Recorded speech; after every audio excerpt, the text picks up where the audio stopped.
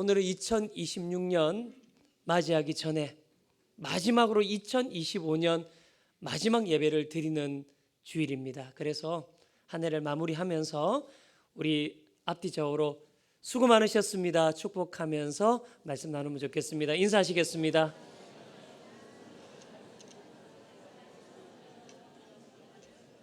네, 한 해 동안 정말로 수고 많으셨습니다.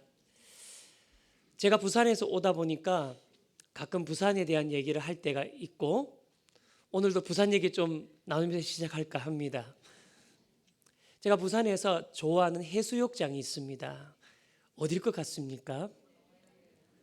예, 해운대 아닙니다. 예, 광안리 아닙니다. 예, 해운대도 아니고 광안리도 아닙니다. 제가 좋아하는 해수욕장은 다대포 해수욕장이라는 곳입니다. 예, 제가 여기를 왜 좋아하냐 하면 이 다대포 해수욕장은 저녁 노을이 참 예쁘고 낙조가 아름다운 곳이기 때문에 저는 이곳을 참 좋아합니다. 여러분 사진 한번 보시겠습니다. 이곳이 참 저녁 노을이 아름다운 곳입니다. 평상시에 저렇습니다. 물론 또 제 얘기 듣고 가셨다가 이렇지 않다고 원망하지 마시고 제가 갔을 때마다 항상 이랬습니다. 예. 이런 저녁 노을, 어떨 때는요 푸른 하늘과 함께 저녁 노을이 오릴 때가 있습니다. 다음 사진 보시면요 이렇습니다.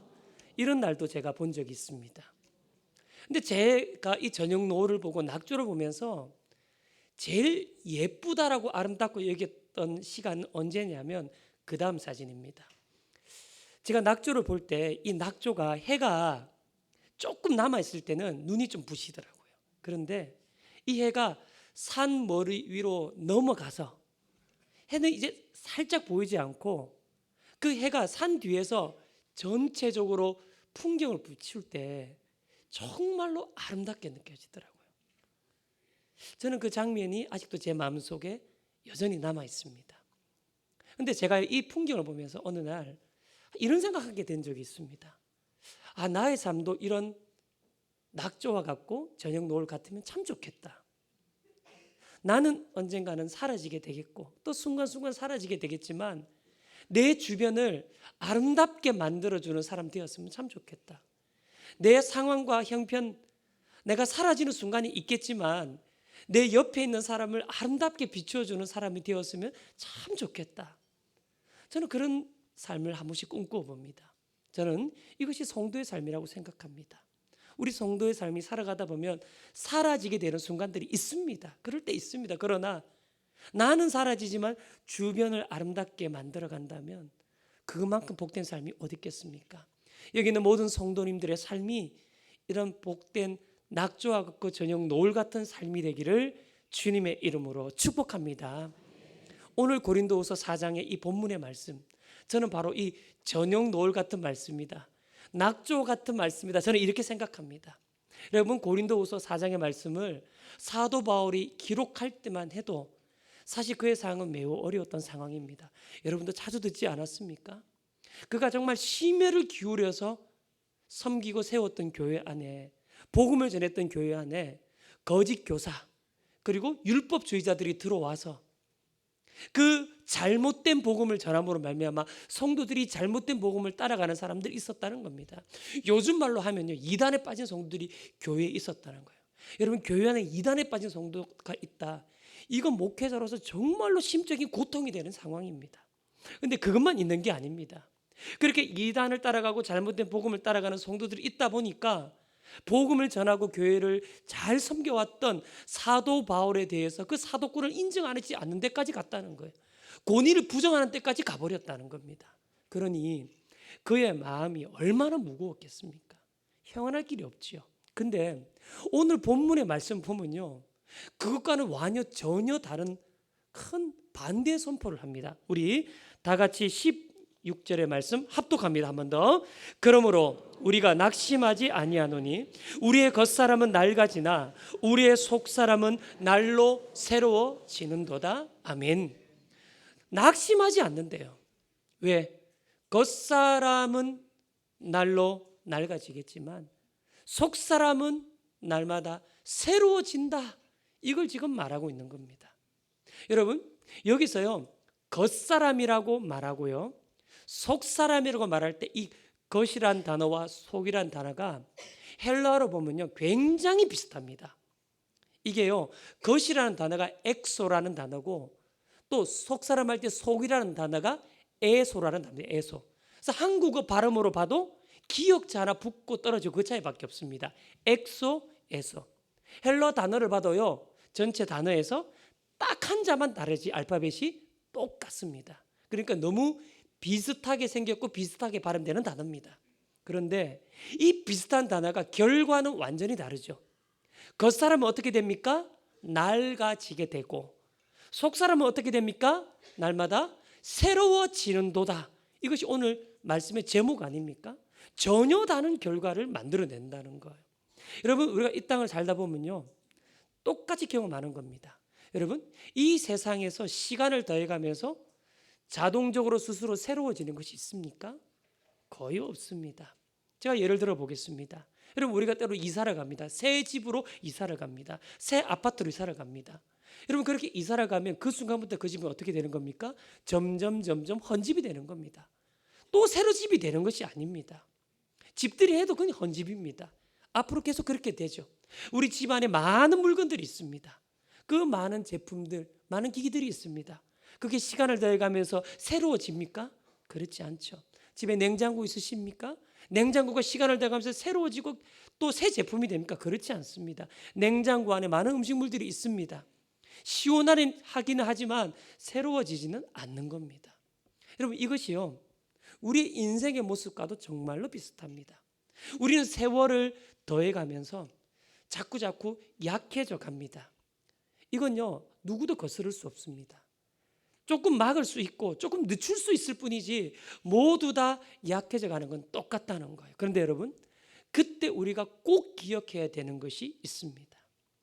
우리의 겉모습, 우리의 겉사람, 우리의 육체는 성장이 정지될 수 있지만 그러나 우리의 속사람의 성장, 속사람의 성숙은 결코 정지되지 않는다는 거예요. 성숙함은 계속 이어지게 된다는 것입니다. 하나님이 그렇게 우리를 이끌어가고 계신다는 것을 지금 말씀하고 있는 겁니다. 속사람은 자라간다는 겁니다. 그게 우리 삶에 정말로 중요하다는 거죠. 제가요 이런 관점에서 말씀을 준비하면서 인터넷에 좀 글들을 좀 보고 있는데 제 마음속으로 아주 훅 들어온 문구 하나가 있습니다. 인터넷에서 찾은 겁니다. 신앙적 문구인데 이런 겁니다. 화면을 보십시오. 마모되는 것은 의도가 없는 것이고 그 다음 읽어보시겠습니다. 다듬어지는 것은 의도가 있는 것이다. 정말 마음속으로 훅 들어오더라고요. 여러분 그렇지 않습니까? 마모되는 것은 의도가 없겠지만 다듬어지는 것은 의도가 있는 겁니다. 여러분 우리가 2025년 한 해를 걸어왔습니다. 그냥 마모되어 버렸습니까? 그냥 사라지고 그냥 낡아버린 것입니까? 그렇지 않습니다. 하나님이 의도를 가지고 다듬어 오신 줄로 믿습니다. 우리가 이것을 믿는 겁니다. 80년 동안 우리 충정교회를 영광스럽게 인도해 오셨습니다. 여러분 시간을 더해가고 세월을 더해가면서 우리가 마모되어 버렸습니까? 아니죠. 하나님은 다듬어 오셨고 주님 오시는 그날까지 가장 영광스러운 교회로 다듬어 가시는 줄로 믿습니다. 우리의 인생을 그렇게 되돌아봐야 합니다. 여러분 세월이 더해가고 인생의 연수가 더해갈 때 나도 모르게 나는 마모되었다. 내 인생은 그냥 지나가 버렸다. 세상은 그렇게 말합니다. 아무것도 남지 않았다. 그렇게 말합니다. 그렇지 않습니다. 하나님은 영원의 시간까지 그것을 예비하시며 우리를 다듬어 가고 계시는 줄로 믿습니다. 저는 한 해 가운데 이것을 붙들기를 원합니다. 하나님은 지금 나를 다듬어 가고 계신다. 모세의 광야 40년 그냥 닳고 그냥 마모돼 버린 시간이 아니라 하나님이 다듬으신 시간이고 다윗의 그 광야의 시간도 다듬어 가신 것처럼 내 인생의 시간도 하나님은 지금도 주님 나라 이를 때까지 영원의 시간에 이를 때까지 다듬어 가고 계신다. 이거 붙들고 아닙니까? 그래서 저는요 이 한 해의 마지막에 예배에서 이런 질문을 하셨으면 좋겠습니다. 내 겉사람이 쇠했는가를 질문하지 않고 속 사람이 새로워졌는가를 질문해야 된다는 겁니다. 여러분, 우리가 질문하는 게 없습니까? 세상 끊임없이 속 사람이 아니라 겉 사람이 어떻게 됐는가를 질문합니다. 이게 중요합니다. 내 환경이 어떻고, 내 상황이 어떻고, 다른 사람이 보이는 내 겉 사람의 모습이 어떤가, 이 질문에서 벗어나지를 못합니다. 이게 세상이고 이게 세상 사람들입니다. 사단은 이걸 계속 우리에게 질문하게 만듭니다. 근데 우리가 해야 될 질문은 무엇입니까? 우리의 속 사람이 새로워졌는가? 이 한 해를 살면서 내 안의 속 사람은 새로워지고 있는가? 하나님은 나를 그렇게 속 사람을 새롭게 하는 곳으로 이끌어 가시는데 나는 그 앞에 잘 반응하고 있었는가? 이것을 질문하고 살다 보면 인생의 걸음이 어디든 간에 그때부터 날마다 새로워질 수 있는 자리에 이르게 된다는 것입니다. 여러분, 제가 이전에 제자 훈련을 섬기면서 제 기억 속에 참 기억에 남았던 여자 집사님 한 분이 계십니다. 이 집사님은요, 제자 훈련을 처음 시작하고 결단을 하면서 건강에 좀 상황도 있고 또 여러 가지 가정적 형편의 상황도 있고 이래서 직장 생활과 제자 훈련을 이렇게 고민을 하다가 믿음으로 결단하고 제자 훈련을 선택하신 분입니다. 이 집사님이 그렇게 제자 훈련을 시작했는데 이 집사님에게 큰 문제가 있습니다. 그게 뭐냐면 남편입니다. 남편.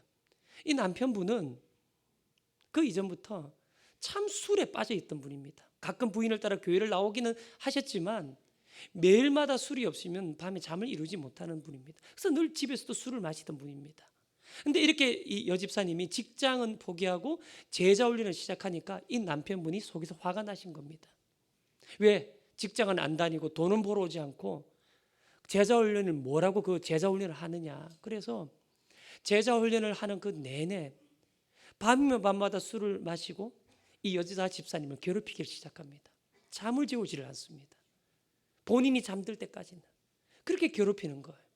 그리고 제자 훈련을 늦은 저녁 마치고 밤에 집에 귀가를 하면 이 남편분이 집 아파트 문을 잠궈버려서 이 여집사님이 집에 들어가지를 못하고 그 현관문에 앉아서 복도에 앉아서 밤을 지새운 적이 여러 번입니다. 그래서 제자반으로 모이면요, 이 여집사님이 저희들에게는 큰 기도 제목이었습니다. 어떻게 될 건가? 집사님 잘 이겨낼 수 있을까? 참 그런 시간들이 제 뇌리 속에 남아 있습니다. 그런데 제가 충정교에 부임하기 전에 이 제자반들과 함께 송별회를 가진 적이 있습니다. 근데 그 송별회 자리에서 이 여자 집사님이 자기가 간증을 하겠다고 하시면서 이야기를 하시는 거예요. 그게 뭐냐면 정말로 제자 훈련 하는 동안도 그렇고 그 이후도 그렇고 내가 할 수만 있다면 이 괴롭히는 남편, 어찌 보면 미운 남편을 겉사람으로 대하지 않겠다. 내가 속사람으로 대하겠다 생각해서 최선을 다해서 그렇게 남편을 대했다는 거예요. 근데 하나님이 역사하셨습니다. 이 남편이 술을 끊었습니다. 술만 끊은 게 아니라 매주마다 스스로 교회 나가기로 결정을 하셨다는 거예요. 그래서 매주마다 스스로 예배자리에 앉아 있는 겁니다.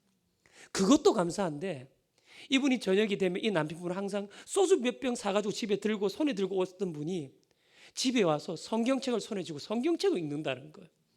제가 더 놀란 건 성경을 필사를 하신다는 거예요. 그 간증을 듣고 그 이야기 듣는데 우리 모두가 얼마나 감사했는지 얼마나 감격했는지 모릅니다. 사랑하는 여러분, 우리가요 겉사람에 집중하고 살면 열매가 없습니다. 그러나 우리의 평생이 닿을 때까지 속사람에게 집중하고 살면 나도 변화되고 내 옆에 상황도 사람도 변화시켜 주시는 하나님의 능력이 있는 줄로 믿습니다.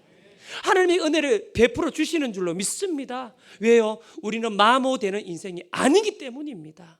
하나님이 우리를 다듬어 가고 계시는 줄로 믿습니다.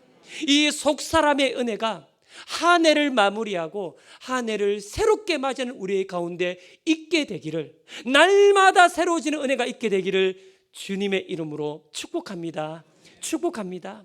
오늘 말씀 보니까요, 그래서 이렇게 날마다 새로워질 수 있는 이유에 대한 그 중요한 이유 두 가지를 말씀을 합니다. 첫 번째는 뭐냐? 바로 하나님께서 우리를 영원까지 붙들어 주시는 하나님이시기 때문에 우리가 날마다 새로워질 수 있다는 거예요. 다른 말로 하면 끝까지 붙들어 주시는 하나님이시기 때문에 새로워질 수 있다는 거예요. 여러분 17절 18절의 말씀 우리 연이어서 합독합니다. 우리가 잠시 받는 환난에 경한 것이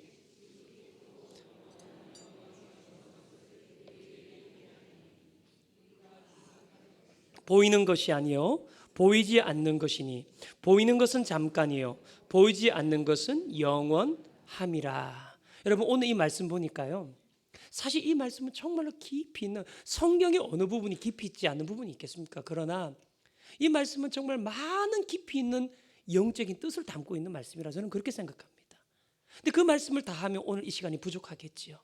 근데 제가 그 중에 한 가지만 얘기하라고 한다면 저는 이 말씀이 우리 인생의 기준이다 이렇게 말하고 싶습니다. 이게 무슨 말이냐? 다시 말씀 한번 보십시오. 17절에 잠시 받는 환난에 경한 것, 이것이 인생의 기준이 아니고 영광인데 영원한 영광이 성도의 삶에는 기준이다는 거예요. 여러분 이게 무슨 말입니까? 우리가 인생 살아가면서 고난이 있거나 아니면 좀 고난이 없는, 아니면 좀 더 편하거나 아니면 좀 더 힘든, 아니면 좀 더 고생하거나 좀 덜 고생하는 것이 인생의 기준이 되어서는 안 된다는 거예요. 우리에게는 영원한 영광이 기준이 되어야 한다는 겁니다. 여러분 18절 보십시오.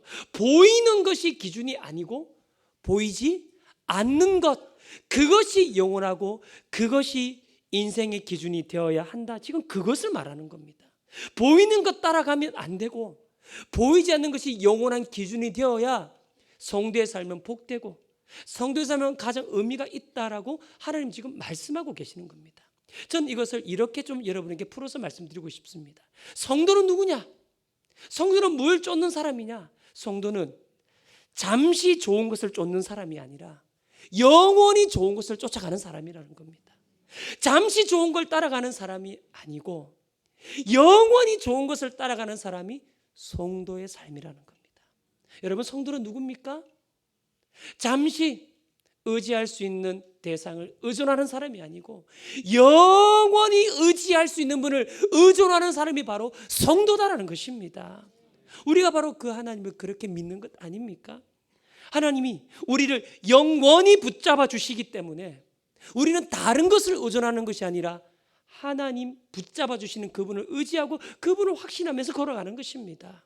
여러분 이 확신이 있는 사람이 살아가는 인생의 삶과 이 확신이 없는 사람이 살아가는 인생의 삶은 그래서 전혀 다른 것입니다. 사도 바울도 똑같이 고백합니다.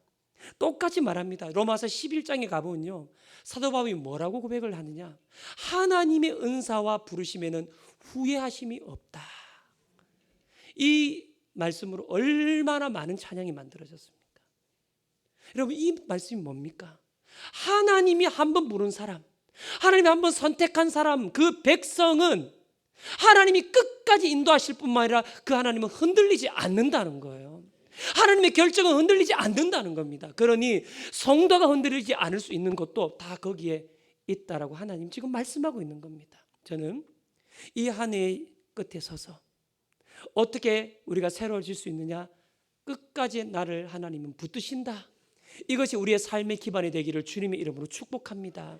제가 말씀을 준비하면서요, 성경에 그런 인물이 누굴까? 제일 먼저 다윗이 떠오르더라고요. 다윗이.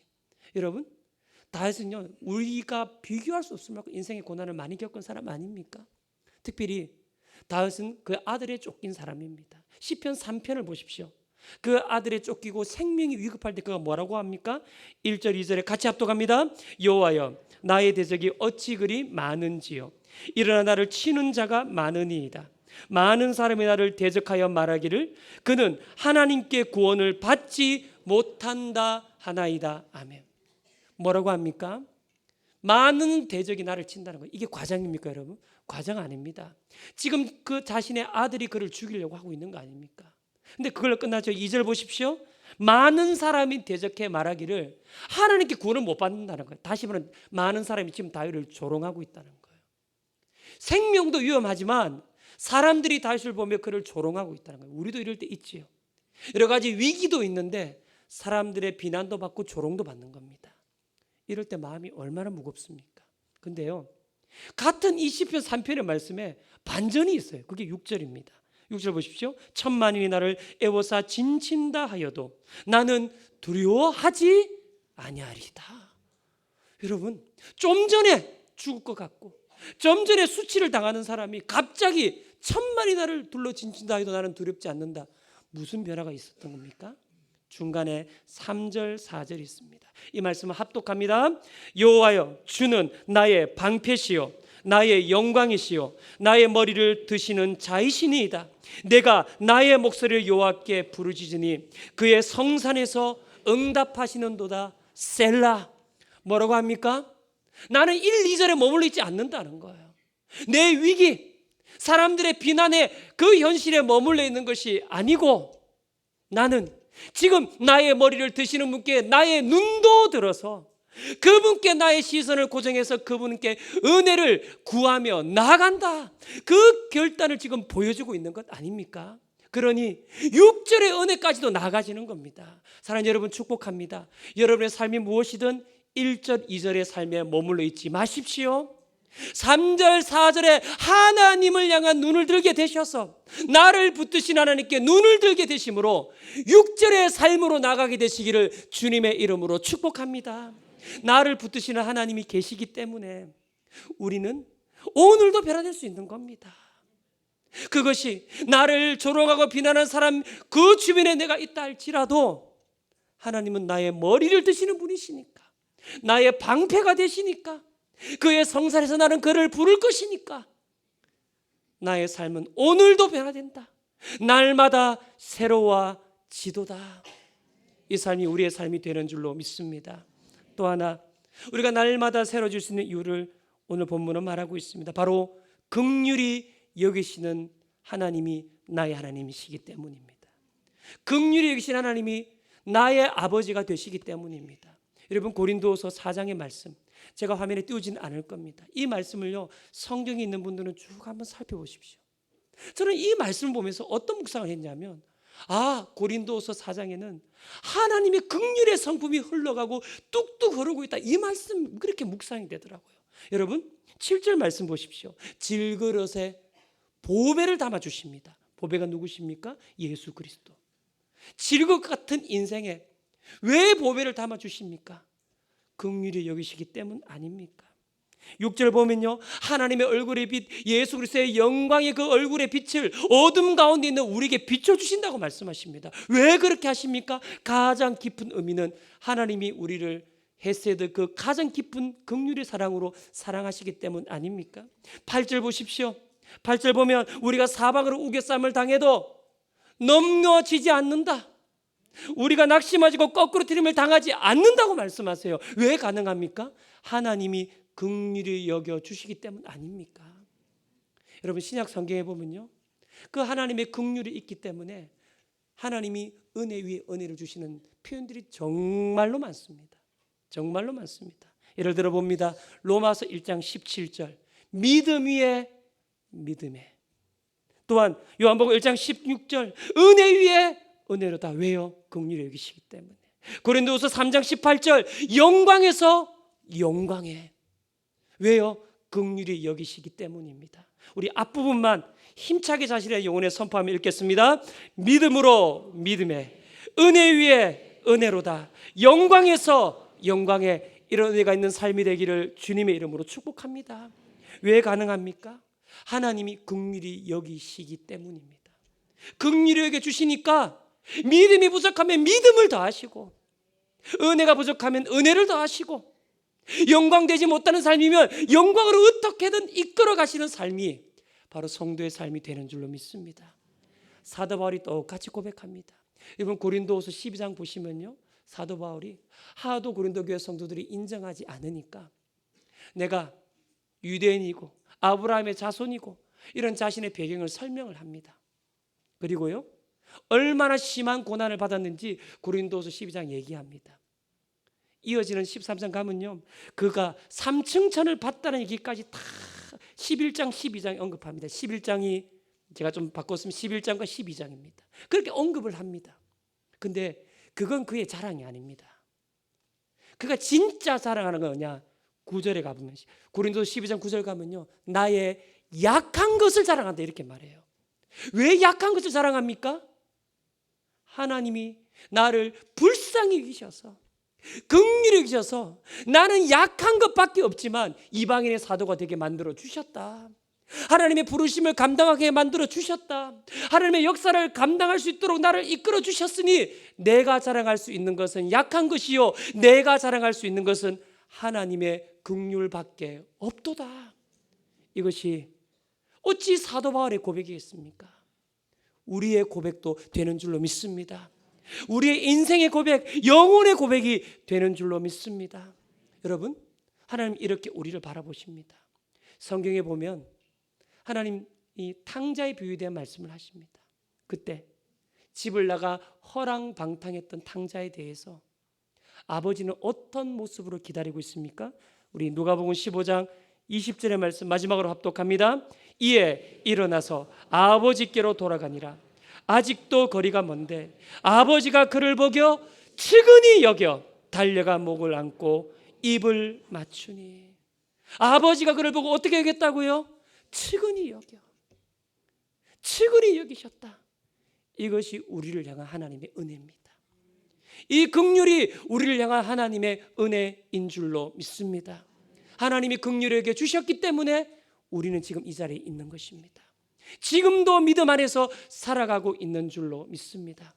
제가 지난 성탄절 예배에 말씀 전하면서 이런 말씀을 드렸습니다. 제가 처음 신학교 갔을 때는 조금 배우고 나니까, 신앙을 조금 배우고 나니까 모든 것을 알게 된 것처럼 그렇게 착각을 하고 교회 가서 누구든지 내게 다 물어봐라, 내가 답을 해주겠다 하면서 답을 해주고 가르쳐줬던, 그래서 지금 생각해 보니 그때 했던 말도 다 잊어줬으면 좋겠다, 그런 적이 있었다고 제가 말씀을 드렸습니다. 근데 신학교 다니면서 점점 신학의 공부가 늘어가고 훈련이 늘어가면서 그런 생각만 했던 건 아닙니다. 또 하나의 생각이 제 마음을 가득 채우고 있었습니다. 그건 두렵고 떨린다는 겁니다. 두렵고 떨린다는 거예요. 나처럼 부족한 사람이, 나처럼 모자란 사람이 어떻게 목사라는 이 중요한 책임을 감당할 수 있을까? 어떻게 성도들 앞에서 말씀을 전할 수 있을까? 어떻게 목자의 역할을 감당할 수 있을까? 그런 두렵고 떨리는 마음이 항상 있었습니다. 그런데 제가 충정교회 부임해서 지금 제 마음이 똑같습니다. 두렵고 떨리는 마음이 있습니다. 너무 중요한 직임 앞에서 너무나 부족한 제 모습을 보면서 나는 과연 이 중요한 이 사명을 잘 감당할 수 있을까? 두렵고 떨리는 마음이 제 안에 항상 있습니다. 그런데 그때 제가 뭘 붙잡아야겠습니까? 하나님 저를 불쌍히 여겨 주시옵소서. 하나님 긍휼히 여겨 주시옵소서. 하나님 긍휼의 은혜를 베풀어 주시옵소서. 제가 그거 붙잡아야 되지 않겠습니까? 여러분, 여러분의 삶 속에 이 은혜가 있게 되기를 축복합니다. 저를 긍휼히 여겨 주시옵소서. 저를 불쌍히 여겨 주옵소서. 그래서 날마다 새로워지는 삶 안에 나아가게 하여 주옵소서. 말씀을 맺겠습니다.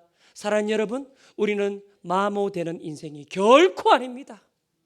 다듬어 가시는 인생인 줄로 믿습니다. 그러니 내 영혼 속에 할 질문, 오늘 나의 속사람은 새로워지고 있는가?